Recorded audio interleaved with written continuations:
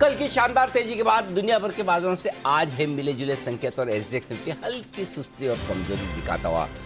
सुस्त शुरुआत के बाद बाजारों का क्या रहेगा एक्शन, इसी पर होगा खास फोकस। स्वागत है आप सबका शेयर बाजार लाइव में। नमस्कार, मैं हूं अनिल सिंघवी और नमस्कार, मैं हूं दीपांशु भंडारी। पूरे दिन का ट्रेडिंग एक्शन कहां पर रखनी है आपको नजर, डेटा और स्ट्रैटेजी क्या बता रहे हैं ये तो अनिल जी से जानेंगे ही। बट अनिल जी, जो आपने अभी ओपनिंग पर बात करी कुशल और अरमान के साथ, ये हम आज इस गेटअप में क्यों बड़े स्मार्ट लग रहे हैं सर? बिल्कुल दीप, और पारंपरिक वेशभूषा हमेशा बहुत ही अच्छा अनुभव देती है और अच्छी फीलिंग्स देती है। तो आज है विश्व हिंदी दिवस। हिंदी दिवस दो होते हैं, एक हम राष्ट्रीय स्तर पर मनाते हैं, लेकिन आज का जो हिंदी दिवस है वो अंतर्राष्ट्रीय स्तर पर पूरी वर्ल्ड हिंदी डे है।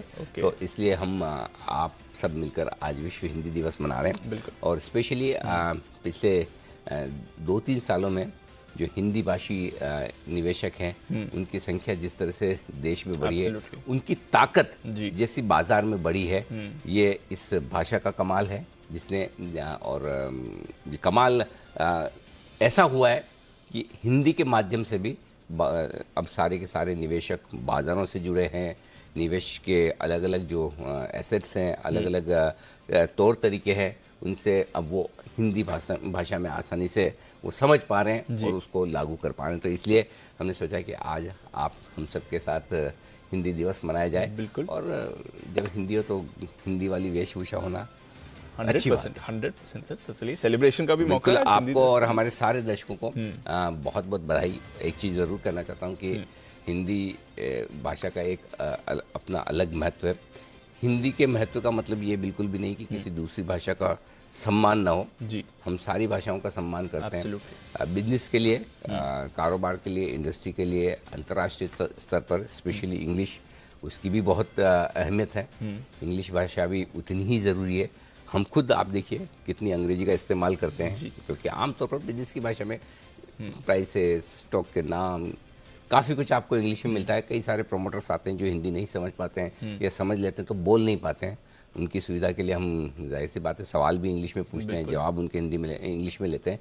तो इंग्लिश हिंदी दोनों की उतनी ही अहमियत है, लेकिन चूँकि हम हिंदुस्तान में हैं, हमारे लिए हिंदी का महत्व ज़्यादा है। और हिंदी का महत्व होने का मतलब ये बिल्कुल भी नहीं कि कहीं भी हम किसी और भाषा का सम्मान करें। अंग्रेजी की मानसिकता के खिलाफ है, अंग्रेजी के लिए खिलाफ नहीं। अंग्रेजी बोलने वालों के भी खिलाफ नहीं, अंग्रेजी के खिलाफ भी नहीं। अंग्रेजी वाली जो मानसिकता जो अंग्रेज छोड़ के गए उसके खिलाफ है और किसी के खिलाफ नहीं। तो हमें हमारे देश पर गर्व होना चाहिए, हमारी भाषाओं पर गर्व होना चाहिए और सभी भाषाओं का सम्मान होना चाहिए। और हिंदी की सबसे बड़ी खासियत ये है कि सभी भाषाओं को अपने साथ जोड़ती है। बिल्कुल सर। तो चलिए, विश्व हिंदी दिवस, ढेरों शुभकामनाएं सर आपको। एक और चीज़ भी चल रही है आजकल साथ में, NRIs के लिए जो स्पेशल वो चल रहा है। कल वो प्रवासी भारतीय दिवस यानी कि NRI डे था। और कल हमने हमारे सारे जितने NRI भाई हैं उन लोगों को हमने ट्वीट करके बधाई भी दी। दीप, कल जो मैंने ट्वीट डाला उस पर जिस तरह का रिस्पॉन्स आया वो कमाल का था, मतलब गजब का था। जिस तरह से, मतलब मैं सोच नहीं सकता ऐसे ऐसे देशों से हमारे दोस्तों ने ट्वीट डाले कि वहाँ से वो बिजनेस देखते हैं, जो America, Canada, Abu Dhabi, UAE, Dubai, ये तो ऐसे हैं, ऑस्ट्रेलिया, ये तो हमें पता है। कहीं कहीं कुछ ऐसे देश हैं, बरमूडा, कांगो, मतलब ऐसे ऐसे देश जहाँ पर हम सोच नहीं सकते, वहाँ से भी लोग बिजनेस देख रहे हैं। और उनका जो प्यार है गजब का है। और सबसे बड़ी बात इसलिए कि जब समय का इतना अंतर है, हम यहाँ दिन है तो वहाँ रात है। और सोचिए, मतलब आप दिन भर वहाँ पर NRIs हमारे मित्र तो दिन भर काम करते हैं, काम करने के बाद वो पूरा का पूरा प्रोग्राम देखते हैं तो रात को बड़ा। एक हमारे NRI दर्शक हैं निधि राठी जी, जो सिंगापुर में रहती है, और उन्होंने कल हमारा ट्वीट देखकर बहुत ही सुंदर कविता भेजी है। मैं उसको ट्वीट भी करूंगा, पूरा उनका जो उन्होंने जो कविता लिखी भेजी बहुत ही सुंदर। और सोचिए, इतने प्रेम से, इतने नज़दीकी से कोई सिंगापुर में बैठकर या अंतर्राष्ट्रीय अलग अलग लोकेशंस पर बैठकर एज ए बिजनेस को देख रहे हैं और इतना हमें और हमारे पूरे पैनल को, हमारी पूरी टीम को प्यार दे रहे हैं। जितना धन्यवाद आपका किया जाए कम है। और यही चीज़ बहुत मोटिवेट करती है, बहुत उत्साह देती है कि हाँ कुछ और अच्छा, कुछ और बेहतर करना चाहिए। तो निधि जी का भी और बाकी सब लोगों के भी, जितने हमारे NRI मित्र हैं, उन सबका बहुत बहुत धन्यवाद। हमें अपने दिल में जगह देने के लिए। एब्सोल्युटली सर, तो हमारे लिए तो डबल सेलिब्रेशन का मौका है, जो व्यूअर्स का प्यार मिल रहा है, ऑफ कोर्स आज विश्व हिंदी दिवस के दिन भी आप सभी को भी ढेरों बधाई। आइए सर, आज के बाजार पर भी नजर डालते हैं एक बार। आज के पहले ट्रिगर समझ लें, फिर बात करते हैं। आज के बड़े ट्रिगर्स दीप ये कि डाउ उतार चढ़ाव के बीच थोड़ा 100 पॉइंट नीचे बंद होता दिखा है, तो नैस्डैक 65 अंक ऊपर। डॉलर इंडेक्स ये कमाल करता हुआ दिख रहा है नीचे की तरफ, जो कि हमें चाहिए 103 के लेवल के नीचे 7 महीनों के निचले स्तर पर। ये अच्छा एक संकेत है कमोडिटीज के लिए भी, इक्विटी मार्केट के लिए भी।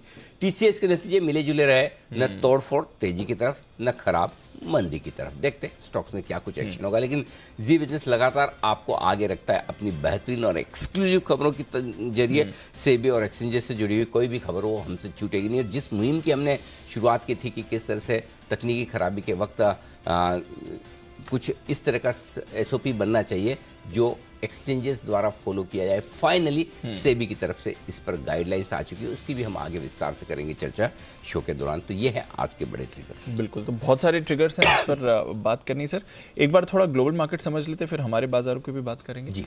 क्या हो गया सर, क्योंकि कल जब हम बंद हो रहे थे ऑप्टिमिज्म था, डाउ फ्यूचर्स करीब 7500 अंक ऊपर थे, नैस्डैक अच्छे मूड में था, हुआ क्या कल? आपका धन्यवाद। अच्छा, सवाल आसान पूछा है कि क्या हुआ, तो क्या हुआ ये तो मैं बता सकता हूँ। अगर ये पूछते कि क्यों हुआ तो शायद नहीं बता पाता। तो क्या हुआ ये तो कह सकते हैं कि 400 ऊपर था, फिर फाइनली 100 नीचे बंद हुआ। लेकिन ये क्यों हुआ ये समझ नहीं आया। ठीक उसी तरह से कि जैसा कल 700 पॉइंट शुक्रवार को 700 पॉइंट क्यों बढ़ा, कोई खास वजह 700 पॉइंट बढ़ने की थी नहीं। और उसके बाद लगा कि आज पता नहीं, मतलब कल देर रात को अमेरिका कैसे करेगा, बढ़ते बढ़ते 400 300 पॉइंट 350 पॉइंट ऊपर हो गए, आखिरी घंटे में फिर से जुलाई भी हो गई। कोई ऐसी बड़ी वजह नहीं थी कि जिससे कल डाउ वापस से 400 बढ़ता, और कोई ऐसी वजह नहीं थी कि जिससे वापस से घटता। वैसे देखा जाए तो फैक्टर्स तेजी की तरफ ज्यादा थे। डॉलर इंडेक्स आपका $103 पर 7 महीनों की लोएस्ट लेवल पर आ गया। डॉलर का नीचे आना मतलब आपके लिए इक्विटी मार्केट के लिए, कमोडिटी मार्केट के लिए अच्छा माना जाता है। बॉन्ड यील्ड्स आपके 3.5% के आसपास आ चुके हैं, वहां भी संकेत अच्छे ही हैं, कोई खास खराब है नहीं। कल के मुकाबले में नीचे ही है। कच्चा तेल कल के मुकाबले में $1-1.5 नीचे, 80 के आसपास, 82 से थोड़ा नीचे आया है। सो आई थिंक संकेत तो दीप है ना, सारे के सारे अच्छे ही हैं। अब कल शायद जरूरत से ज्यादा बढ़ गए, फिर आप और 700 बढ़ने के बाद 400 और बढ़ेंगे, तो 1-1.5 सेशन में 1100 पॉइंट मिले, तो कोई ऐसा तो है नहीं कि अमेरिकी बाजारों का डायरेक्शन बहुत साफ है, हमारा ही नहीं है। जैसे हम रेंज बाउंड है वैसे वो भी रेंज बाउंड है। हमारे निचले स्तर पर सपोर्ट आता है, उनके भी आता है। हमारे ऊपरी रेंज पर पहुंचने पर प्रॉफिट बुकिंग आती है, उनकी भी आती है। तो बस वही हुआ है, सिंपल सा है। So I think normal profit booking है। ज्यादा अंदर घुस कर कारण ढूंढने और निकालने की कोशिश मत कीजिए। डुबकी ज्यादा लगाएंगे, सांस लंबी रोकेंगे और आपको सोचेंगे अंदर से नीचे से मोती निकाल पाएंगे, ऐसा कुछ होने वाला नहीं, कंकड़ पत्थर ही है। तो ओवरऑल कुछ भी ऐसा नहीं हुआ जिसकी वजह से आपको ये लगे कि ये क्यों हुआ। सो नॉर्मल मार्केट का बिहेवियर है। अच्छी तेजी के बाद थोड़ी ऊपर के स्तरों पर या तो जो फंसे हुए ट्रेडर्स हैं उनको निकलना है, या प्रॉफिट बुकिंग। बट एक चीज कह सकता हूं, कल के बाद आज फिर से जब हम शुरुआत कर रहे हैं तो कुछ संकेत अच्छे हैं जिनके दम पर हम कॉन्फिडेंस रख सकते हैं। डॉलर इंडेक्स, बॉन्ड यील्ड, कच्चा तेल, ये तीनों संकेत जो हमें चाहिए शुरुआत करने के लिए, वो कंफर्ट देने तो ये फेवर में है। हाँ, सो मेरे हिसाब से कोई ऐसे ग्लोबल मार्केट्स खराब नहीं है, ठीक ही है, ठीक ही है, मतलब कोई परेशानी वाली बात नहीं, कोई ऐसा ट्रिगर भी नहीं आया जिससे हमें ऐसे डरने, दुखी होने की, परेशान होने की कोई खास वजह नहीं है। ठीक है सर। अच्छा, हमारे बाजार की वो है आईटी और वो है टीसीएस। जी, कल तो अच्छी पॉजिटिविटी बनी हुई थी, पर क्या नतीजों में ऐसा कुछ दिखा जो उसे जस्टिफाई कर सके? देखिए दीप, नतीजे इस बात पर डिपेंड करते हैं कि आप टीसीएस को कैसे देखते हैं। आपको अगर टीसीएस से प्यार है तो आपको अच्छा दिखेगा। अगर आपको लगता है कि टीसीएस मेरे कहाँ मुझे 4,500 में बायबैक करा था, कहाँ 3,000, 3,200, 300 में भी मैं स्ट्रगल कर रहा हूँ और मुझे पसंद नहीं, तो आपको खराब लगेंगे। ये आपके देखने के नजरिए पे हैं, और इसका मतलब ये कि न अच्छे हैं न खराब। नंबर ऐसे नहीं कि जिससे स्टॉक 3 से 5% भाग जाए, और ऐसे नहीं कि 3 से 5% घट जाए। अच्छा, और अगर आप टीसीएस के नंबर से पूरे आईटी सेक्टर के लिए एक डायरेक्शन की तलाश में है, तो मुझे कहते हुए ये दुख हो रहा है कि यह डायरेक्शन आपको टीसीएस से इस बार नहीं मिल रहा। इस बार के लिए आपको हो सकता है इन्फोसिस और उसके बाद कुछ और कंपनियों के, विप्रो, एचसीएल, टेक महिंद्रा भी देखने पड़े। उसके बाद आप मन बना पाए कि आईटी सेक्टर एक्चुअली करना क्या चाहता है। और ऐसे में आईटी सेक्टर को लेकर जो लोगों का व्यू है कि अभी भी थोड़ा वक्त है, पेन बाकी है, थोड़ा मार्च के नतीजों के बाद शायद क्लियर कट तस्वीर सामने आए, उसमें मुझे नहीं लगता कि कोई बदलाव होगा। सो टीसीएस अगर कल 3% नहीं भागा होता तो मैं कह सकता था कि स्टेबल रह सकता है, थोड़ा बढ़ भी सकता है, लेकिन 3-3.5% की कल तेजी होने के बाद हो सकता है इन नंबर्स को देखकर सुबह सुबह कोई खरीदने ना आए। एक बार प्रॉफिट बुकिंग आ सकती है, निचले स्तर से रिकवर हो सकता है, ऊपर खुल गया तो पक्के तौर पर प्रॉफिट बुकिंग आएगी। तो मेरे ख्याल से रेंज बाउंड दोनों तरफ के ट्रेड टीसीएस में मिल सकते हैं। ये तो प्राइस एक्शन की बात हुई। अब अच्छा क्या है, टॉप लाइन अच्छी है। रेवेन्यू टीसीएस का जो आया वो उम्मीद से थोड़ा सा बेहतर है, 58,000 करोड़ के ऊपर रेवेन्यू आता हुआ दिखा है। रेवेन्यू बेहतर है, थोड़ा सा मैनेजमेंट ने आउटलुक ठीक बोला है, खराब नहीं बोला है। तो ये दो चीजें टीसीएस के नतीजों में अच्छी है। खराब क्या है, मार्जिन अभी भी दिक्कत वाली बात है। 24.5% के आसपास के मार्जिन आपको खुश नहीं करेंगे। हाँ, एक और अच्छी चीज़ है कि क्लाउड बिजनेस काफ़ी अच्छा स्ट्रांगली अपना वो प्रोग्रेस दिखा रहा है, ग्रोथ दिखा रहा है। नेगेटिव साइड पर 2100-2200 कर्मचारी कम किए हैं टीसीएस ने, है ना। और अभी भी नंबर्स में कहीं कोई ऐसे संकेत नहीं जिसको देखकर ये लगे कि अगले क्वार्टर के नंबर आप कॉन्फिडेंटली बोल सकते हैं कि इससे बढ़िया आएंगे, राइट, है ना। सो मतलब इसका मतलब है कि अगला क्वार्टर का देखना रहा। सो आई थिंक मिले जुले से नंबर्स है, कोई खास मतलब जोश बढ़ाने वाले नहीं है और पीटे पिटाए स्टॉक्स हैं। ठीक है, अगर ये तो कल नहीं 3% बढ़ा होता तो मैं कह भी देता कि नीचे खुलेगा तो वहीं से घूम जाएगा, क्योंकि कल बढ़ा हुआ है, इसलिए ये भी कहना मुश्किल है कि निचले स्तरों पर टिकेगा नहीं टिकेगा। तो ओवरऑल मतलब अगर मेरा व्यू टीसीएस पे परसों जो था वही आज है। कल के प्राइस एक्शन के बाद और आज नतीजे के बाद कुछ भी नहीं बदलता। क्यों? क्योंकि अब भी मैं मार्च की तिमाही वाले और जो नंबर्स होंगे वो नंबर्स देखने के बाद मैं टीसीएस और पूरे आईटी सेक्टर पर मन बनाऊंगा कि आईटी शेयर कब खरीदने। इस साल हमें खरीदने, ये बात पक्की है। इस साल हमारा सबसे बड़ा दाव होगा वो आईटी सेक्टर पर होगा। अच्छा, हाँ, लेकिन वो वक्त आएगा जब आईटी सेक्टर खरीदना है, वो वक्त आएगा। देखते हैं अब कितने बाकी कंपनियां किस तरह के नंबर्स देती हैं। सो आई थिंक टीसीएस नंबर्स मिले जुले हैं, बहुत अच्छे भी नहीं, बहुत खराब भी नहीं। ठीक है, तो मिक्स्ड वर्डिक्ट है, बट एक रैली क्योंकि आ गई थी टीसीएस में और कल आईटी स्टॉक्स ज़्यादा मूव करे थे, इसलिए सोचा कि टीसीएस को पहले कवर कर ले। बाकी स्टॉक्स भी हैं सर, बाकी बात भी करनी है, बट एक बार हमारे बाजार के एक्शन को भी समझें, क्योंकि बढ़िया दिन रहा, इंपॉर्टेंट लेवल्स पर आप क्लोज हुए और एंड में अच्छी रैली भी थी, डेज हाई पर हम क्लोज हुए। तो उसके बाद जो ग्लोबल एक्शन और टीसीएस है वो मिला के देखें तो हमारे बाजार के लिए क्या मन बनता है? मतलब उस हिसाब से अगर आप दोनों मिलाकर देखेंगे तो मेरे पास ऐसा कोई कारण नहीं जिसकी वजह से मैं आपको ये बोलूँ कि हम 18,200-250 हो जाएंगे। अच्छा, या गैप से ऊपर खुलेंगे। राइट, नीचे खुलने के लिए आपके पास डाउ की हल्की फुल्की कमजोरी, डाउ फ्यूचर्स की कमजोरी और टीसीएस के मिले जुले नतीजे। तो अगर 50-55 पॉइंट नीचे आपको दिख रहा है एसजीएक्स तो गलत नहीं दिख रहा, सही दिख रहा है। हाँ, ये सही है, ये गलत नहीं दिख रहा। गलत होता तो मैं बोल देता कि भाई आप ठीक नहीं कर रहे, लेकिन ये ठीक है, क्योंकि आप भागे भी अच्छा है। कल 250 पॉइंट भागे, कम नहीं भागे। और जिस तरह की सिचुएशन में भागे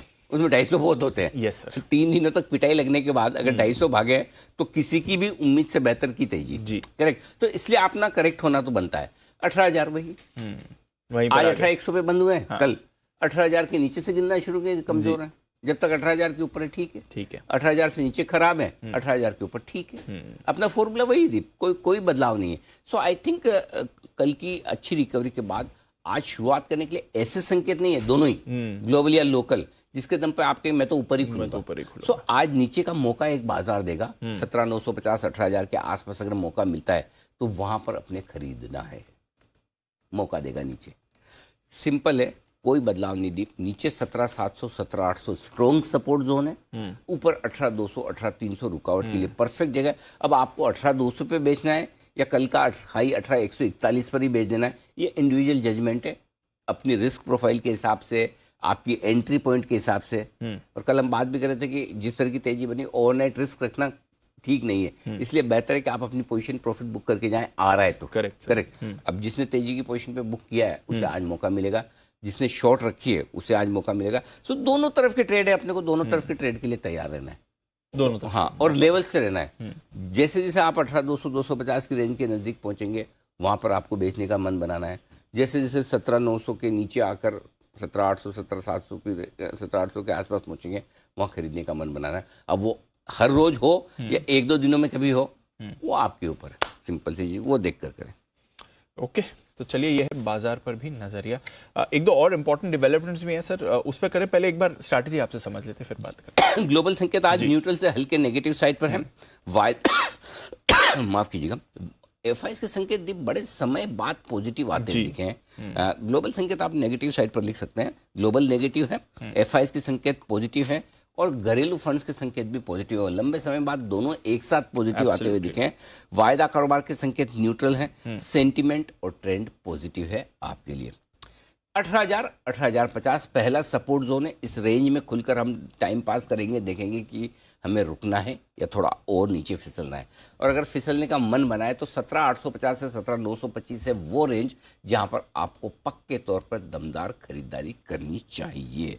हायर साइड पर 18,150 18,200 पहली रुकावट की जगह पार करके निकले तो 18,225 से लेकर 18,300 आपके लिए निफ्टी में परफेक्ट सप्लाई जोन है, जहां पर आपको अपनी तेजी की पोजीशन भी कम करनी है और एग्रेसिव ट्रेडर हैं तो शॉर्ट पोजीशन भी जरूर बनानी चाहिए। शॉर्ट बनानी है, 100% बनानी चाहिए। स्टॉप लॉस एक बार ट्रिगर होगा, किसी न किसी दिन तो होगा, वो किस दिन होगा मुझे नहीं पता। उसके पहले आपने 2 4 5 राउंड कर लिए, कल अच्छा मौका मिल गया, एब्सोल्यूट वैसा ही हुआ। तो आइए बैंक निफ्टी 42,200 42,300 पहला सपोर्ट जोन है आज के लिए आपके लिए। इसके नीचे अगर गए तो 41,875 से 42,025 वो रेंज है जहां पर अच्छी खरीदारी होती हुई दिखेगी। हायर साइड पर 42,825 42,950 पहली रुकावट की जगह पार करके टिके तो 43 से 143,300 में जितना मन करे उतना शॉर्ट करें और साथ ही आप लॉन्ग पोजीशन भी खत्म करें आज कल जब भी पहुंचे। ये आपके लिए क्लियर कट रेंज है। अब आइए सपोर्ट लेवल दे दूं आपको। निफ्टी पर 18,100 पर बंद हुए आप, 18,050 18,025 और 18,003 छोटे सपोर्ट लेवल है। 17,925 17,902 मीडियम सपोर्ट लेवल और 17,850 तक का फाइनल लेवल, इतना आज के लिए काफ़ी है। हायर साइड पर 18,100 पे बंद हुए, 18,125 150 दो छोटे रुकावट के लेवल जो कल आपने देखे। 18,200 225 दो मीडियम लेवल है, 250 300 बड़े लेवल के तौर पर आपको ध्यान में रखने हैं। निफ्टी पर बैंक निफ्टी बंद हुए हैं दीप हम 42,600 के आसपास, 42,500 42,425 और 42,300 दो तीन छोटे लेवल्स हैं। 42,200 सबसे ज़्यादा मजबूत, पिछले 2 ट्रेडिंग सेशन से 42,200 के आसपास हम इंपॉर्टेंट सपोर्ट देख रहे हैं। इसके नीचे फिसले तो 42,025 41,875 तक जा सकते हैं। ठीक है। हायर साइड पर 42,700 जो कल का हाई है, उसके बाद 775 825 और 42,950 ये विजिबल लेवल्स हैं जहां तक जाने की कोशिश निफ्टी कर सकता है। इसके ऊपर के लेवल जो है थोड़े ऑप्टिमिस्टिक हैं कि आ जाएं तो बढ़िया, मुश्किल है जल्दी आना। आज के मूड माहौल में तो कम ही दिखता है क्योंकि ऐसा कोई खास रीजन आपके पास है नहीं कि आप भागकर 43,000 को पार करें। फिर भी 43,025 43,100 200 300 तक के लेवल्स हैं जिस पर आपको रखनी है नजर। Got it sir. चलिए 43,000 के ऊपर भी आपको थोड़े लेवल से दिख ही रहे हैं। पोजीशनिंग बताएं सर, कल की खरीदारी में एफआईएस की पोजीशन अब क्या कह रही है? पुट कॉल रेशो कहाँ पहुंच गया? कल एफआईएस ने दमदार खरीदारी की है दीप, इसलिए मैंने लंबे समय बाद एफआईएस के डेटा पॉजिटिव साइड पर रखा है। 2 वजह जी। पहले तो बिकवाली का आंकड़ा है कैश मार्केट में एफआईएस का, वो है 200 करोड़ का, one of the smallest number आप कह सकते हैं हाल ही के दिनों का, नहीं के बराबर है 200 करोड़। लेकिन सामने 2178 करोड़ के इंडेक्स फ्यूचर्स खरीदे, हालांकि ओपन इंटरेस्ट घट कर आया है, उसमें शॉर्ट कवरिंग की है, लेकिन बड़ी खरीदारी 2100-2200 करोड़ छोटे नहीं होता है। और यही वजह है एफआईएस की इंडेक्स लॉन्ग पोजीशन 41% से जूम 49%, तो यानी कि कल की तेजी में काफी कुछ कंट्रीब्यूशन एफआईएस को आए। तो इससे एक चीज जो समझ में आती है, एफआईएस खरीदेंगे तभी जब डाउ मजबूत दिखेगा। हाँ। शॉर्ट तभी काटेंगे जब डाउ मजबूत दिखेगा। वो हमारा मार्केट बढ़ जाए उनको फर्क नहीं पड़ता। अच्छा। उनको तो वहीं से आदेश अमेरिका से आया, डाउ से आया, ले लो, शॉर्ट काट लो। ये बहुत क्लियर कट माइंडसेट, और ये मैं पहली और आखिरी बार नहीं जी, कई बार ऑब्जर्व कर चुका हूँ और ये साफ दिखता है दी। सो मैं वही सोचा था, कई बार मार्केट बढ़ता है, ये तो लेते नहीं रोज, हम अपने दम पे बढ़ेंगे तो एफआईएस नहीं काटेंगे। उनको डर डाउ से लगता है, तो जब डाउ बढ़ा चलो शॉर्ट काटो। तो कल के सेशन में काफी शॉर्ट कवरिंग हुई, लेकिन जो डेटा आपके स्टॉक फ्यूचर्स के हैं वो दमदार 1962 करोड़ के। आई एम श्योर कल दबाकर एफआईएस ने आईटी स्टॉक्स में खरीदारी की है रिजल्ट्स के पहले, और पूरा 2022 70-75 हजार करोड़ के आईटी शेयर बेचे इन्होंने। मतलब राइट लेफ्ट सेंटर बुलाई की खतरनाक बेचे पूरा साल। इसलिए इस साल रिजल्ट आने के ठीक पहले कल जो खरीदारी का आंकड़ा आपको 1900 करोड़ से प्लस का दिख रहा है स्टॉक्स में, उसमें आईटी शेयरों का योगदान ज्यादा। तो नेट जो दोनों तरफ से वायदा कारोबार में खरीदारी हुई उसको मिलाकर कैश मार्केट के लेवल के साथ मैंने आज एफआईएस के डेटा पॉजिटिव रखे हैं। और घरेलू फंड तो 1700 करोड़ खरीदे, very good, nice, thank you, बढ़िया खरीदा है। तो कल क्वालिटी खरीदारी क्वालिटी खरीदारी, तो फंड एक्शन अच्छा है कल अच्छा का। बिल्कुल, और बाजार भी पॉजिटिव ही थे। पुट कॉल रेशियो 0.97 निफ्टी थोड़ा बढ़ा है, ठीक है, कंफर्टेबल है। बैंक निफ्टी 0.75 अभी भी कंफर्टेबल है। विक्स 2-2.5% घटा है, ठीक है, कोई परेशानी नहीं है वहां से, ठीक है। मौजूदा पोजीशन के देखिए दीप, क्लोजिंग स्टॉप लॉस तो क्लियर है 17,800। इंट्राडे में आपको 18,000 लगाना है, 18,000 लगा लो। 17,925 लॉजिकल है कल के लोज के नीचे। किसी को 17,775 लगाना, आपकी सुविधा से आप लगा सकते हैं इंट्राडे में, जहां आपने लॉन्ग किया हो उस हिसाब से आपको कितनी रिस्क लेनी, बाकी मेरे हिसाब से ये है।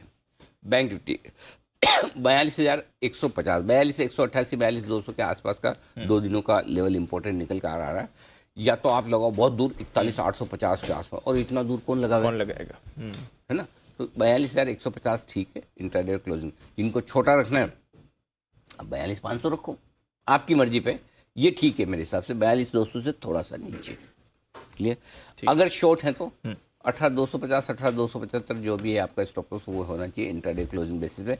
जिनको इंट्राडे का छोटा रखना है स्टॉप लॉस निफ्टी पर, वो 18,150 भी रख सकते हैं, यानी कि कल का हाई पार करे तो शॉर्ट काट ले, आपकी इच्छा पर है, आप क्या रखना चाहते हैं। 18,250 सेफ है। बैंक निफ्टी 43,000, ये आपके लिए इंट्राडे क्लोजिंग बेसिस पे स्टॉप लॉस है जो सेफ है।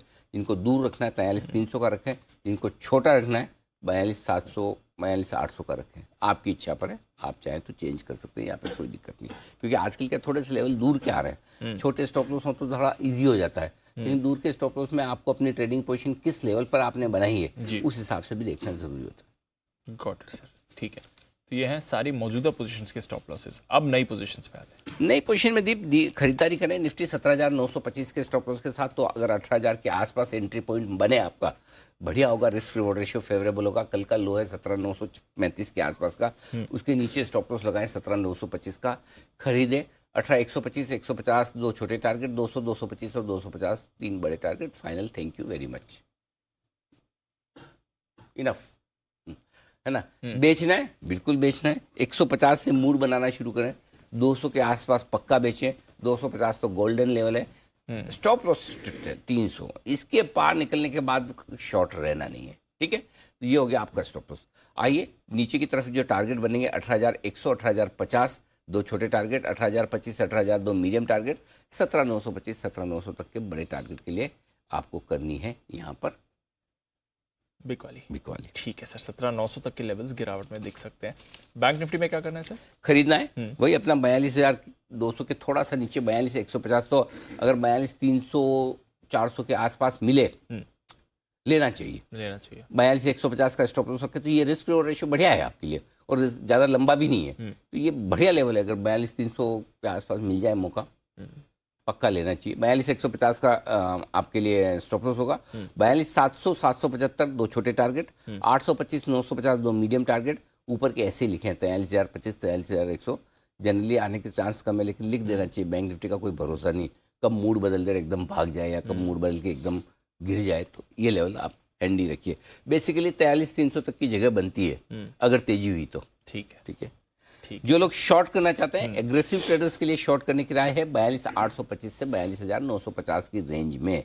एग्रेसिव ट्रेडर्स इसलिए बोल रहा हूँ कि ये रेंज बहुत बढ़िया है बेचने के लिए, उतनी ही रिस्की भी, क्योंकि इस रेंज को पार करेंगे तो आपके लिए एक बड़े ब्रेकआउट के चांस भी बनेंगे, और नहीं हुआ तो ये बेचने के लिए परफेक्ट जगह। तो एक चांस तो दीप यहाँ लेना चाहिए बेचने का। हाँ, या तो 43,000 का स्टॉप लॉस लगा लो, या 43,100 का, आपकी मर्जी पर है, लेकिन बेचो जरूर एक बार। 42,950 के आसपास जरूर चांस लेकर बेचना चाहिए। टारगेट जो बनेंगे 42,700, 625 दो छोटे टारगेट, 42,500, 400 दो मीडियम टारगेट, 42,300 और 42,200 फाइनल टारगेट के लिए करनी है आपको बैंक निफ्टी में बिकवाली। ओके, सारे लेवल्स और स्ट्रैटेजी सामने आपके, कहाँ पर खरीदना है, कहाँ पर बेचना है। बैन लिस्ट भी डबल हो गई है। इंडिया बुल्स था बैन में, और जैसा कल हम आपको बता रहे थे GNFC आ चुका है बैन में, तो 2 स्टॉक्स रहेंगे आज वायदा कारोबार के बैन में। कोई इंपॉर्टेंट लेवल सर वायदा कारोबार के डेटा? हाँ है ना। सबसे इम्पोर्टेंट तो है दीप आपके लिए नीचे में 18,000 के पुट पर है 91 lakh share, highest open interest है। 35-36 लाख शेयर कल ही जुड़े। 18,000 सबसे इम्पोर्टेंट है। इसके नीचे ट्रेड करना शुरू करेंगे तो आपके लिए बनेगा दबाव। जब तक इसके ऊपर है तब तक कोई खास चिंता की बात है नहीं। ओके, ऊपर में 18,200 के आसपास हल्की फुल्की रुकावट है, ठीक है। तो 66 लाख शेयर वहाँ पर हैं, थोड़ा वहाँ रुक सकता है, वो आपके लिए सिंपल है। बैंक निफ्टी का जहाँ तक सवाल है, 42,500 में एक और ब्रेक लेवल है। 42,500 के पुट पर 22 लाख शेयर हैं, कॉल्स पर 25 लाख शेयर हैं। आप हल्का सा उसके ऊपर बंद हुए हैं तो 42,500 से आपको तेजी मंदी गिरनी है। ज़्यादा नीचे नहीं तो ये 42,000 के नीचे जाने को तैयार है, न 43,000 को पार करने की इसको हड़बड़ी और जल्दबाजी। तो यही आपका मिला जुला ट्रेड है। ओके, सारे इंपॉर्टेंट लेवल्स और ट्रेड सामने हैं। अच्छा सर, दो तीन चीज़ों पर आपकी राय लेनी है। एक तो स्टॉक्स पर भी थोड़ी और बात करनी है जी, बट एक इम्पॉर्टेंट डेवलपमेंट कल हुआ है सेबी की तरफ से, और ये हमारी मुहिम भी रही है, इस पर हमने बात भी करी। इनफैक्ट सबसे पहले मुझे याद है आपने ये मुद्दा उठाया था कि अगर कोई भी तकनीकी खामी आती है स्पेशली एक्सचेंज की तरफ से, तो उसको ठीक करने के लिए गाइडलाइंस होनी चाहिए, प्रोसीजर होना चाहिए। ऐसे नहीं कि जो डिसाइड कर लिया वो उस समय हो गया। और इस पर कल सेबी ने कंसल्टेशन पेपर भी जारी किया, जरा इस पर बताएं सर। सेबी का एक्चुअली सर्कुलर ही आ चुका है और दीप इस मामले में सेबी की जितनी तारीफ की जाए कम है। बहुत ही शानदार तरीके से लिखा हुआ ये सर्कुलर है जी। बहुत साफ क्रिस्टल क्लियर है, कहीं कोई डाउट नहीं। हमने ये मुद्दा उठाया था जब एनएससी में टेक्निकल ग्लिच आई थी, और तब सब लोगों को क्यूलेस है क्या हो रहा है क्या नहीं हो रहा है, सौदे कब कटेंगे, मार्केट खुलेगा नहीं खुलेगा, बंद होगा क्या होगा। और आपने देखा कि जो ऑनलाइन ब्रोकरेजेस हैं जहाँ पर ट्रेड करने वाले लोगों के अनाप शनाप दामों पे पोजीशन कट गई, बहुत लोगों को बहुत नुकसान हुआ, और तब हमने ये मुद्दा उठाया था। उसके बाद हमने जुलाई में एक्सक्लूसिव खबर दी थी कि सेबी इस पर एक प्रोसेस लाने वाली है, एक डॉक्यूमेंट बनाने वाली है। और हमारी मांग भी उस वक्त थी कि टेक्निकल ग्लिचेज आएगी, आ सकती है, मतलब अगर आप टेक्नोलॉजी का इस्तेमाल करें तो ये रिस्क हमेशा रहेगी लाइफ में। मेरा कंप्यूटर भी चलते चलते बंद हो सकता है, फ़ोन हैंग हो सकता है, आप उससे मना नहीं कर सकते, उसमें कोई गलत भी नहीं है। लेकिन एटलीस्ट पता तो हो ना कि अगर तकनीकी खराबी आएगी तो होगा क्या और कैसे होगा, और वो एकदम साफ होना चाहिए। जितना एक्सचेंज को पता है उतना ही ब्रोकर को, उतना ही मुझे पता होना चाहिए, क्लाइंट को पता होना चाहिए। करेक्ट। उस दिशा में सेबी ने बहुत बढ़िया काम किया है। पहली चीज़, जो सबसे बढ़िया चीज़ है, जैसे ही तकनीकी खराबी आई तुरंत आपको सेबी को सूचित करना है। जैसे ही तकनीकी खराबी आई 15 मिनट में आपको बाजार के जितने पार्टिसिपेंट्स हैं यानी कि ब्रोकर्स इन्वेस्टर्स ब्रॉडकास्ट कर दीजिए भाई तकनीकी खराबी है। हर 45 मिनट में अपडेट दे दीजिए कि कहाँ है, क्या चल रहा है, कितना टाइम लग सकता है, नहीं लग सकता है, जो भी आपको देना है अपडेट दीजिए। और क्या चाहिए, यही तो चाहिए, बस ये 3 चीज अगर मुझे पता है तो बात खत्म। भाई वही होता है ना कि अब जैसे आपका अचानक से एक्सीडेंट हो गया और आदमी का ऑपरेशन चल रहा है अंदर, अब वो ऑपरेशन पता है 6-8 घंटे चल गया। अगर डॉक्टर बाहर आके जो पेशेंट के रिलेटिव दोस्त बैठे उनको बता दे कि ये सिचुएशन है, कितना टाइम लगा, हर आधा 1 घंटे में, तो शांति रहती है, टेंशन कम हो जाती है। ये वैसे ही मामला है, बिल्कुल आप आके बता दो ना भाई। तो ये सेबी ने बहुत क्लियर कट कर दिया कि आपको अपडेट्स रेगुलर इंटरवल पर देना पड़ेंगे। प्लस एक और चीज़ बढ़िया इंटरेस्टिंग की कि अगर 2:15 के पहले मार्केट शुरू हो गया, प्री ओपनिंग सेशन हो गया, तब तो 3:30 बजे ही बंद होंगे।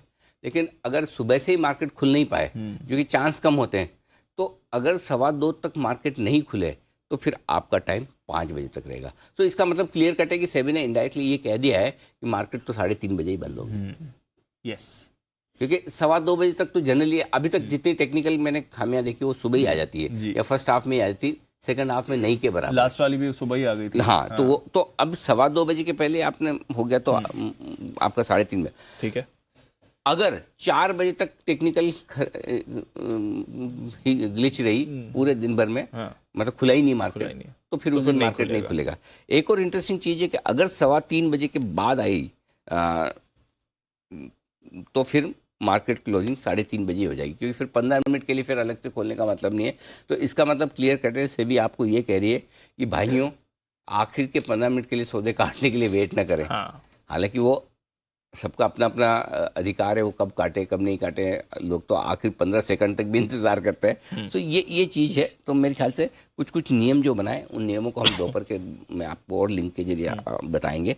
लेकिन ओवरऑल ये क्लियर कट है। अब आपको नियम पता है कि कब कैसे आगे होगा। अगर किसी तरह की टेक्निकल ग्लिच आए, भगवान ना करे आए तो बढ़िया। और दूसरी चीज़ एक और जो मैं फिर से कहना चाहता हूँ, जो सेबी ने बहुत बढ़िया काम करने की सोचा है, अगर टेक्निकल ग्लिच कोई भी ऑनलाइन ब्रोकर पर आती तो डायरेक्ट एक्सचेंज पे सौदा काटने की जो डिस्कशन पेपर फ्लोट किए और जो एक्सचेंजेस और ब्रोकर को बोला कि इसके लिए तैयारी हो जाए, ये मास्टर स्ट्रोक जी।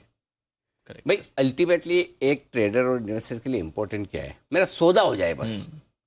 है ना। Correct sir. एक्सचेंज बंद है तो मुझे पता रहे, मेरा ब्रोकर बंद है तो मुझे सौदा एग्जिट करने का, एक एक्सचेंज बंद है तो दूसरे पे हो जाए, वो कर ही दिया इंटरऑपरेबिलिटी जी। तो मतलब मैं बता रहा हूँ कि हमारे मार्केट्स को जिस तरह से रेगुलेट किया गया है और हमारी जिस तरह की टेक्नोलॉजी और सिस्टम से, मैं दोनों एक्सचेंज की भी तारीफ करता हूँ इस मामले में, NSE BSE और सेबी तो है ही, कि वर्ल्ड क्लास सिस्टम हमने बनाया है, हाईएस्ट वॉल्यूम्स हम हैंडल कर रहे हैं वायदा कारोबार में। आसान काम नहीं है। तो टेक्नोलॉजी के मामले में भी, और ये तो क्या है, ये तो हर रोज सुधार की प्रोसेस है जो हो रही है। तो बहुत बढ़िया सर्कुलर आया है सेबी की तरफ से, काबिले तारीफ है। चलिए, तो बड़ा कदम हमने सबसे पहले आवाज़ उठाई थी इस मुद्दे पर, और बहुत ही बढ़िया एक्शन सेबी की तरफ से आ रहा है ये गाइडलाइंस पर। अच्छा सर, ये तो अच्छी खबर आ गई। स्टॉक्स पर भी बात करनी है। स्टॉक्स में एक स्टॉक है जो आज बढ़िया कमाल करना चाहिए, टाटा ग्रुप के स्टॉक है, और टाटा ग्रुप के लगभग कई सारे स्टॉक्स हमारे फेवरेट रहे हैं। इस बार भी ये स्टॉक ऑफ द ईयर था टाटा मोटर्स, जो होलसेल नंबर्स आए हैं पूरे ग्लोबली, बहुत दमदार नंबर्स है। दीप, सरप्राइजिंग है कि इतने अच्छे नंबर्स आए कहाँ से, क्योंकि 13% इनकी जो है global wholesale growth total overall बढ़कर आई है GLR की। कमर्शियल गाड़ियों में थोड़ी सी ग्रोथ घटी भले ही, लेकिन ओवरऑल पैसेंजर कार्स में 23% की ग्रोथ किसी भी लिहाज से दमदार कही जाएगी। सो आई थिंक टाटा मोटर्स का स्टॉक एक अच्छा एक्शन दिखाना चाहिए। कल हमने सोचे थे कि टाइटन भी अच्छा होना चाहिए, बट समझ में नहीं आया कि टाइटन का स्टॉक इतना नेगेटिव रिएक्ट क्यों किया है। शायद लोगों को ये मानना था कि नंबर्स आने के पहले ही टाइटन में एक अच्छा मूव आ चुका था, वो एक वजह थी। लेकिन फिर भी टाइटन के नंबर्स तो अच्छे थे। टाटा मोटर्स के नंबर भी बेहद मजबूत है, इसमें कोई डाउट नहीं है। और अगर मार्केट का मूड खराब ना हो तो टाटा मोटर्स आज एक अच्छा प्रदर्शन करने की आपको कोशिश कर सकता है। नंबर्स काफ़ी अच्छे माने जाएंगे टाटा मोटर्स के, इसमें कोई डाउट नहीं। नंबर्स अच्छे माने जाएंगे। तो चलिए, अच्छे संकेत हैं टाटा मोटर्स के लिए, इस पर रखते हैं नज़र और कैसा रिएक्शन आता है इस काउंटर पर। और भी काफ़ी कंपनीज के अपडेट्स आए हैं, खबरें आई हैं, और एक्शन भी है, डील एक्शन भी है, ब्रोकरेजेस भी हैं। आइए जानते हैं टीम के साथ। कुशल, नुपुर, अरमान, साथ ही आशीष भी हमारे साथ जुड़ चुके हैं। कुशल, मॉर्निंग, बताएं क्या कह रहे हैं आज के ट्रिगर्स और खबरें। मॉर्निंग दीप, ट्रिगर्स के लिहाज से इंडिया बुल्स एंटरप्राइजेज इस पर फोकस रखिए। ये ट्रांसफर होगा ट्रेड टू ट्रेड सेगमेंट से रोलिंग सेगमेंट में। साथ ही बॉम्बे डाइंग, यहाँ पर इसके खिलाफ सेबी के ऑर्डर पर सैट की सुनवाई आज ही होने वाली है। जहाँ तक IRB इंफ्रा का सवाल है, दिसंबर महीने में जो टोल कलेक्शन है 295 करोड़ से बढ़कर 388 करोड़ हुआ है, यानी कि सालाना आधार पर 32% की ग्रोथ है और मंथ ऑन मंथ आधार पर 6% की ग्रोथ रही है। IRB इन्विट फंड, यहाँ पर फोकस रखिए। दिसंबर में कंपनी का कुल जो कलेक्शन है यहाँ पर भी 66 करोड़ से बढ़कर लगभग 78 करोड़ पर जा पहुंचा है। 18.2% की ग्रोथ यहाँ पर सालाना आधार पर आई है। मंथ ऑन मंथ 1.3% की ग्रोथ हमें देखने को मिली है। जहां तक star health and allied insurance की बात है, उन्होंने भी अपनी Q3 अपडेट जारी किए हैं, जिसमें Q3 में ग्रॉस डायरेक्ट प्रीमियम 2704 करोड़ से बढ़कर 3097 करोड़ पर अब आया है। लगभग 14.5% की ग्रोथ आपको सालाना आधार पर और 54.8% की growth quarter on quarter basis पर होती हुई दिखी है, जिसमें हेल्थ रिटेल लगभग 19%, लेकिन हेल्थ ग्रुप लगभग 38% की डाउनवर्ड मूवमेंट हमें यहाँ पर आती हुई दिख रही है। तो डेफिनेटली आपको यही देखना है कि यहाँ पर जो नंबर्स हैं किस तरह से रिएक्ट करते हुए दिखें स्टार हेल्थ के लिए। ओके, तो अपडेट्स हैं, स्टार हेल्थ पर भी रखिए नज़र। बाकी इंश्योरेंस कंपनीज में भी रिसेंटली हमने अच्छा एक्शन बनते हुए देखा है। नुपुर, मॉर्निंग, बताएं आपके पास कौन सी खबरें आज। Good morning. सबसे पहले IDBI बैंक, जहां पे डाइवेस्टमेंट पे सचिव की तरफ से बयान आया, जहां पे उन्होंने कहा है कि घरेलू विदेशी निवेशकों ने IDBI बैंक में हिस्सेदारी के लिए शुरुआती बोली लगाई है और सितंबर अंत तक IDBI बैंक की जो हिस्सेदारी बिक्री है, जो डाइवेस्टमेंट प्रोसेस है, वो पूरा हो जाएगा। इस चीज़ की उन्हें उम्मीद है। सोना BLW पे आज फोकस में, क्योंकि सर्बिया की कंपनी नोवेलिक में कंपनी ने 54% की हिस्सेदारी खरीदी है, करीबन 40.5 मिलियन यूरोस में, जो 350 करोड़ के आसपास होता है। लुपिन, जहाँ पे कंपनी को एक्सेलाइट के साथ स्पेन में नैमुस्कल की रीइंबर्समेंट के लिए मंजूरी मिल चुकी है। स्पेन के स्वास्थ्य मंत्रालय की तरफ से कंपनी को यह मंजूरी मिली है, तो पॉजिटिव न्यूज़ है लुपिन के लिए भी।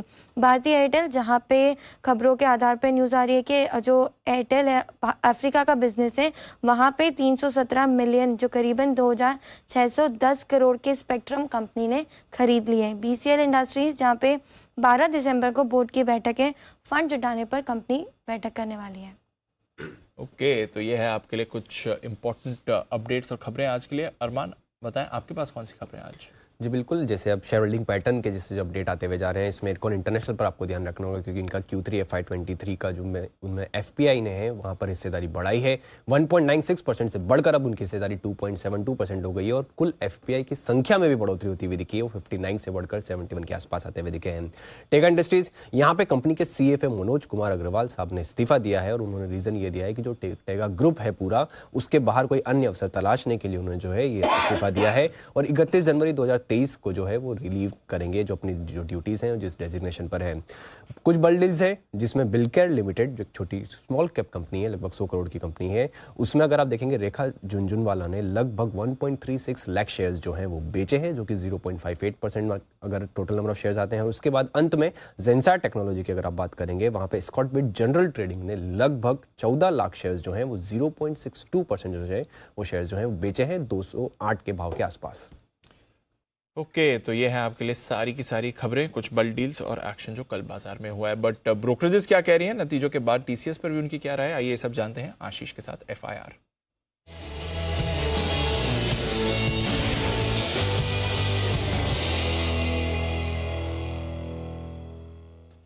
मॉर्निंग आशीष, पहले तो TCS और साथ ही और जो टॉप रिपोर्ट्स हैं उनके बारे में बताएं। Good morning Deepanshu. TCS यहाँ पर अगर आप देखें तो मिली जुली रिपोर्ट्स यहाँ पर फिलहाल आते हुए दिखी हैं। CLA से देखें तो सबसे ज़्यादा बुलिश है, खरीदारी की राय को बरकरार, माफ कीजिएगा आउट परफॉर्म की रेटिंग को बरकरार रखे हैं और लक्ष्य इन्होंने 50 रुपये से बढ़ाया, 3500 से बढ़ाकर 3550 कर दिया है।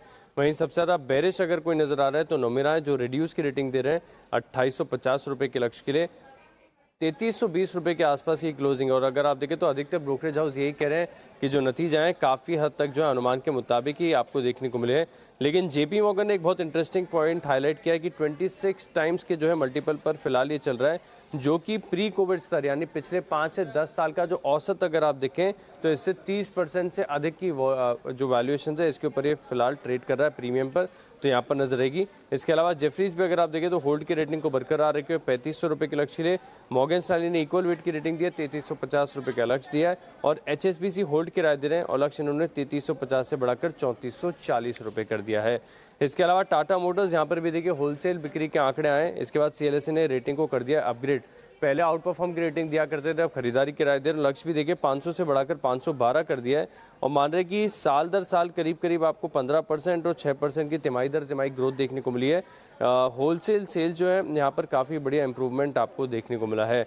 JP मॉर्गन ने न्यूट्रल की रेटिंग को बरकरार रखा है 400 रुपये के लक्ष्य लिए, मॉर्गन स्टैनली ने इक्वल वेट की रेटिंग दी है 502 का लक्ष्य दिया है और मैक्वारी ने देखे तो आउट परफॉर्म की रेटिंग को बरकरार रखा है 493 रुपये के लक्ष्य लिए। इसके अलावा सोना BLW प्रिसीशन यहाँ पर देखिए CLSA की तरफ से आ गया है अब एक अपग्रेड, पहले आउट परफॉर्म की रेटिंग दिया करते थे, अब ये खरीदारी की राय दे रहे हैं। 423 की क्लोजिंग है, 535 रुपये का लक्ष्य दिया है। इन्होंने एक ऑटोनोमस और कनेक्टेड व्हीकल स्पेस में एक अधिग्रहण किया जिसके चलते मान रहे कि यहाँ पर आगे फायदा देखने को मिलेगा। सिटी भी देखिए खरीदारी की राय को बरकरार रखे हुए 560 रुपये के लक्ष्य ले और नोमेरा ने भी खरीदारी की राय दी है 609 रुपये का ऊंचा लक्ष्य दिया। यानी सबके सब ब्रोकरेज हाउस अगर आप देखें तो सोना BLW प्रिसीशन पर काफ़ी हद तक बुलिश हैं। इसके अलावा अगर आप देखें तो रिलायंस इंडस्ट्रीज़ यहाँ पर CLSA की तरफ से रिपोर्ट आई है कि मान रहे कि कंसोलिडेशन काफ़ी लंबे समय से आपको देखने को मिला है, लेकिन अब यहाँ पर कंसोलिडेशन खत्म होगा। 2970 रुपये का टारगेट दे रहे हैं खरीदारी की राय के साथ, 2597 की क्लोजिंग है और ये मान रहे कि आगे जाकर हो सकता है कि 12 से 18 महीने में रिटेल या फिर जियो कारोबार का IPO भी आए, तो रिलायंस इंडस्ट्रीज़ इंडेक्स हेवीवेट यहाँ पर भी आपको नजर रखना है। ओके, तो कई सारी रिपोर्ट्स आई हैं नतीजों पर और टॉप कंपनीज पर भी, और कौन सी रिपोर्ट्स हैं आशीष? दीपांशु, पेटीएम यहाँ पर लगातार रिपोर्ट्स आती रहती हैं। आज भी देखिए मॉर्गन स्टैनली की तरफ से रिपोर्ट आई है, इक्वल वेट की रेटिंग को बरकरार रखा है, 564 की क्लोजिंग है, 695 रुपये का लक्ष्य दिया है। L&T फाइनेंस यहाँ पर मॉर्गन स्टैनली की तरफ से कवरेज की शुरुआत हुई है, हालांकि कुछ बड़ा नहीं, इक्वल वेट की रेटिंग के साथ की है, 91 की क्लोजिंग है, 95 रुपये का लक्ष्य दे रहे हैं। भारतीय एयरटेल यहाँ पर जो आपको खबर बताई गई थी कि इन्होंने कुछ स्पेक्ट्रम का अधिग्रहण किया नाइजीरिया में, इसके बाद मॉर्गन स्टैनली की तरफ से रिपोर्ट है, ओवरवेट की रेटिंग को बरकरार रखा है, 819 की क्लोजिंग है, सिर्फ 825 रुपये का लक्ष्य दे रहे हैं। और अंत में हीरो मोटोकॉर्प, यहाँ पर भी अगर आप देखें तो मॉर्गन स्टैनली ने अंडरवेट की रेटिंग को बरकरार रखा है, लेकिन जो लक्ष्य है वो 2281 से बढ़ाकर 2290 के करीब किया है, 2752 की क्लोजिंग है। तो ये है तमाम रिपोर्ट्स जिन पर आज रहेगा भरपूर एक्शन और इसी एक्शन को आगे बढ़ाने के लिए तैयार है एक्सपर्ट्स का दमदार पैनल। आइए बिल्कुल के साथ किया जाए सबका स्वागत। वक्त है पिक ऑफ द डे का।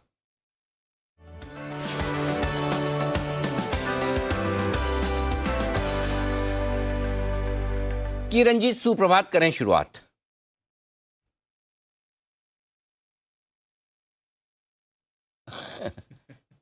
किरण जी, जब आप पूरा बोल लें और आपका राष्ट्र के नाम संदेश खत्म हो जाए, उसके बाद आप अनम्यूट हो जाइएगा। Anil ji, very good morning. दीप, वेरी गुड मॉर्निंग। मेरा जो पिक ऑफ द डे है कैश वाला काउंटर है केईसी इंटरनेशनल। केईसी इंटरनेशनल कल का क्लोज 514 रुपए 30 पैसे के आसपास है, यहीं पे लेना है, थोड़ा सा नीचे मिले तो उधर भी लेना है।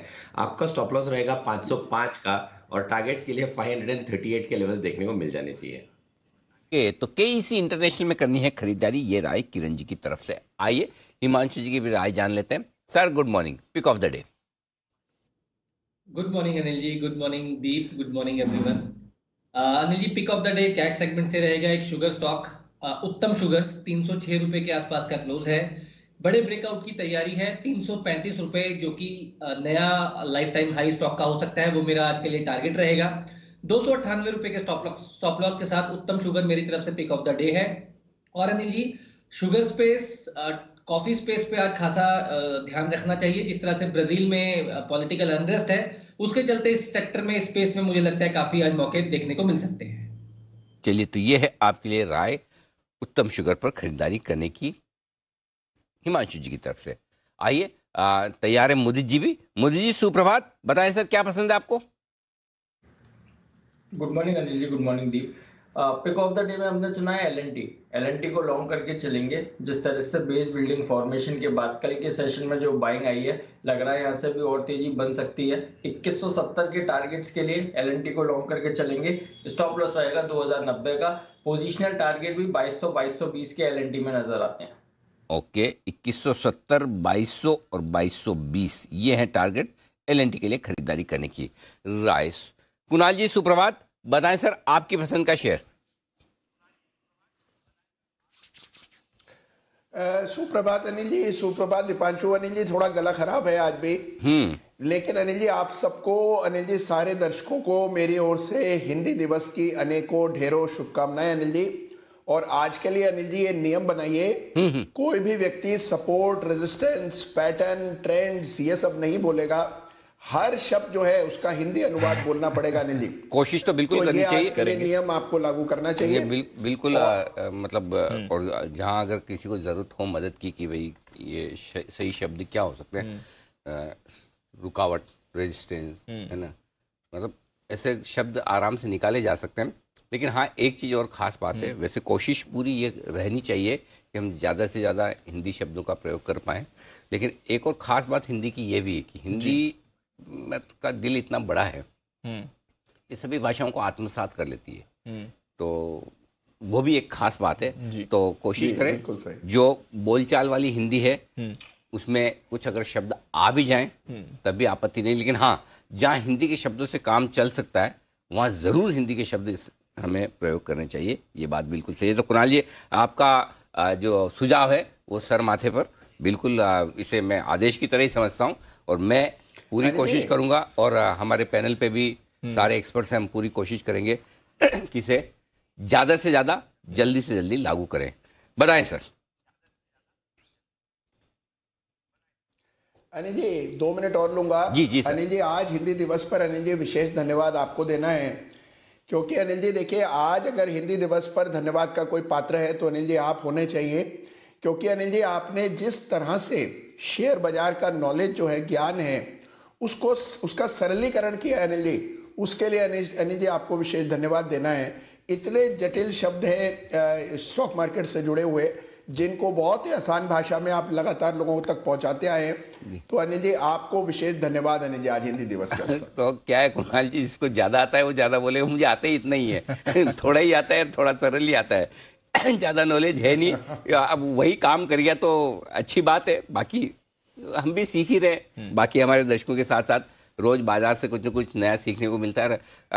जो हम इस साल के अंत में 2022 की पाठशाला दीप करे थे, मैं मतलब ईमानदारी से कहना चाहता हूँ, जितना 2022 में सीखा मैं उतना तो 2020 में भी नहीं सीखा था, और मतलब 30 साल के करियर में नहीं सीखा। तो ये तो बाजार से जो हमारे सीखने की परंपरा है वो बहुत ही बढ़िया है। हिंदी की यही तो खूबसूरत है, ऐसे ज्ञात तक, अनपढ़ से ज्ञानी तक का आपका जो पूरा सफर है वो हिंदी में ही होता है ना। तो चलिए बढ़िया है। बताएं सर आपका pick of the day. Anil ji pick of the day तो बता रहा हूँ अनिल जी, उससे पहले एक हमारे भाई साहब हैं जिनका आज 25वां जन्मदिवस है लेकिन वो गायब हैं, तो अनिल जी उनको भी मेरी ओर से अनिल जी बहुत बहुत शुभकामनाएं जन्मदिवस की, जहां पर भी हो अनिल जी बर्थडे पार्टी मना रहे होंगे तो उनको भी अनिल जी हैप्पी बर्थडे मेरी ओर से। बिल्कुल, बंसल जी को जन्मदिन की बधाइयाँ। 25वां कुणाल जी ने तय किया है, बंसल जी ने ये तो वही जाने, लेकिन हमारे पूरे पैनल की तरफ से सभी दर्शकों की तरफ से बंसल जी आज छुट्टी ले रहे हैं, बनता भी है, काफी लंबे समय बाद बर्थडे मना रहे हैं, तो उन्हें बहुत बहुत बधाई। जी सर, बिल्कुल, हाँ अच्छा हुआ। कुणाल जी याद नहीं दिलाएंगे तो कौन दिलाएगा? हाँ। ये जिम्मेदारी तो आप ही की बनती है। जी सर। अनिल जी खरीदारी की राय है, खरीदना है रिलायंस पे बना है डबल बॉटम पैटर्न, कल ब्रेकआउट आ चुका है और मुझे लगता है कि रिलायंस जाएगा 2640 2665, तो 2 टारगेट्स के लिए खरीदारी करें, स्टॉप लॉस रखें 2575 पर। ओके, 2575 के स्टॉप लॉस के साथ रिलायंस में करें खरीदारी, ये राय आपके लिए कुणाल जी की तरफ से आती हुई। आइए अविनाश जी से भी जाना जाए उनकी पसंद का शेयर। सर नमस्कार, बताएं। Good morning Anil ji, good morning Deepanshu. In fact Anil ji मेरे पास 2 इन्वेस्टमेंट पिक्स है। पहला तो हमको ऑटो सेक्टर में महिंद्रा एंड महिंद्रा पसंद है। इस हफ्ते कंपनी ने थार का नया मॉडल 2 व्हील ड्राइव लॉन्च किया है, काफ़ी कॉम्पिटिटिवली प्राइस किया है। हमको लग रहा है कि इस गाड़ी को भी काफ़ी अच्छी बुकिंग्स कंपनी को मिलेगी और जिस प्रकार के नंबर्स अक्टूबर टू दिसंबर तीसरे तिमाही के आने वाले, मुझे लग रहा है कि ये काफ़ी दमदार क्वार्टर रहेगा और रिकॉर्ड क्वार्टर होना चाहिए। हालांकि FY24 के लिए भी आउटलुक काफ़ी पॉजिटिव है, तो मुझे लग रहा है कि 6 से 8 महीने का अगर किसी का नजरिया है तो 1500 का एक टारगेट प्राइस यहाँ पे पॉसिबल है। तो स्टॉक 1310 पे चल रहा है, तो इसको जरूर अपने पोर्टफोलियो में इंक्लूड करें। और दूसरा स्टॉक जो काफी इंटरेस्टिंग है वो एक अम्यूजमेंट पार्क वाली कंपनी है जिसका नाम है वंडरला हॉलीडेज लिमिटेड। ये बेसिकली वी गार्ड की ग्रुप कंपनी है और अम्यूजमेंट पार्क में ये 15 साल से मौजूद है। कंट्री के सबसे बड़े अम्यूजमेंट पार्क चलाते हैं, करीबन 3 पार्क है, कोची, बैंगलोर और हैदराबाद में। सबसे बड़ी बात अनिल जी, ये कंपनी बिल्कुल कर्जा मुक्त है और ये बिजनेस बहुत कैपिटल इंटेंसिव है, एंट्री बैरियर्स बड़े हैं। कंपनी ने लगातार एक पार्क करके 3 पार्क्स बनाए, अभी चेन्नई और ओडिशा में पार्क बनाने वाले। 45 से 50% का कामकाजी मुनाफा होता है और इनका जो धंधा होता है वो ज़्यादातर अप्रैल टू जून और अक्टूबर टू दिसंबर में अच्छा नंबर्स दिखाते हैं, क्योंकि ये छुट्टियों का समय होता है। तो मुझे लग रहा है कि काफ़ी समय के बाद, कोविड के बाद अभी बिजनेस ट्रैक्शन हो चुका है। 16 लाख लोग इनके पार्क्स में पहले फर्स्ट हाफ ऑफ FY23 में आ चुके हैं। हमारा मानना है कि कम से कम 26-27 लाख लोग आएंगे और इससे कंपनी का मुनाफा, रेवेन्यू बहुत अच्छी तरह से इस साल बढ़ने की अपेक्षा है। तो मुझे लग रहा है कि यहाँ पे एक निवेश का मौका बन सकता है। बहुत यूनिक बिजनेस है, कंपटीशन भी लिमिटेड है, तो यहाँ पे डेफिनेटली करीबन अगर कोई चाहे तो आराम से 450 का टारगेट प्राइस साल भर में पॉसिबल है। तो ये मेरी तरफ से दूसरा पिक आपके व्यूअर्स के लिए। ये है आपके लिए वंडरला हॉलीडेज, दूसरा स्टॉक जो पसंद है अविनाश जी को। आइए सुमित जी भी जुड़ चुके हैं हमारे साथ। सुमित जी सुप्रभात, बताएं सर आपकी पसंद का share. Good morning Anil ji, good morning Anil जी। जो पिक ऑफ द डे के तौर पे जो स्टॉक सिलेक्ट किया है वो है REC के अंदर मोमेंटम बन रहा है। REC चार्ट्स के ऊपर मजबूत है, कंटिन्यूसली अप ट्रेंड के अंदर में है। ये स्टॉक यहाँ से ऊपर का मूव दिखाना चाहिए। जिन्होंने पोजीशंस बना रखी है वो लोग होल्ड करें। कोई भी डीप आता है इंट्राडे में 1-1.5 रुपए 2 रुपए का, तो लोअर लेवल्स पर खरीदारी करें। 121 रुपए का स्टॉक के अंदर नीचे में सपोर्ट है, तो 121 रुपए का इसके अंदर नीचे में स्टॉप लॉस बनेगा। ऊपर के अंदर 130 रुपए से लेके 132 रुपए तक के लेवल REC के अंदर ऊपर की तरफ देखने को मिल सकते हैं। खरीदारी करें REC। ओके, REC ये है स्टॉक, खरीदारी करें। सुमित जी की राय ले लें वागले साहब से भी। सुप्रभात वागले साहब, बताएं सर आज का share. Anil ji good morning, Deepanshu good morning. मेरा आज का स्टॉक है PFC। बिल्कुल सुमित जी के कैटेगरी में ही है, सुमित जी ने जो स्टॉक दिया उसी की कैटेगरी में है। स्टॉक ऑफ द वीक मेरा रह चुका है। मुझे लगता है ये थोड़ा सा कंसोलिडेशन से गुजर रहा है, लेकिन एक अगली मूव की शुरुआत होनी चाहिए। 159 का बंद है, 155 के स्टॉप लॉस से इसको बाय करें। 171 का टारगेट आपका होना चाहिए अगले 2 से 3 दिन। 171 के टारगेट के लिए यहाँ पर करनी है आपको खरीदारी। आ रही है वागले साहब की राय। REC PFC दोनों ही एक्शन में रहे हैं। पावर लेंडर्स के लिए अच्छा समय आ रहा है, क्योंकि खबरें भी इंडिकेट कर रही हैं कि जितनी भी पावर कंज्यूमर्स हैं, डिस्कॉम्स हैं, बायर्स हैं, उन्होंने अपने जो डेट है वो क्लियर करना शुरू कर दिया है। तो उसका एक फ़ायदा इन कंपनीज़ को भी आपको आते हुए दिखेगा। आइए कुछ स्टॉक्स हैं जहां पर एक्सपर्ट्स की राय लेनी है, और IRB इंफ्रा हमारे तो रेडार पे रहा ही है। और दिवाली पर रेकमेंड भी किया था। अच्छा दिसंबर टोल कलेक्शन डेटा आया है, सालाना तौर पर 32% की बढ़त, महीने के तौर पर 6% की बढ़त। देखिए इनका जो इन्विट है वहां पर भी कुल टोल कलेक्शन के अच्छी बढ़त के संकेत दिखा रहा है।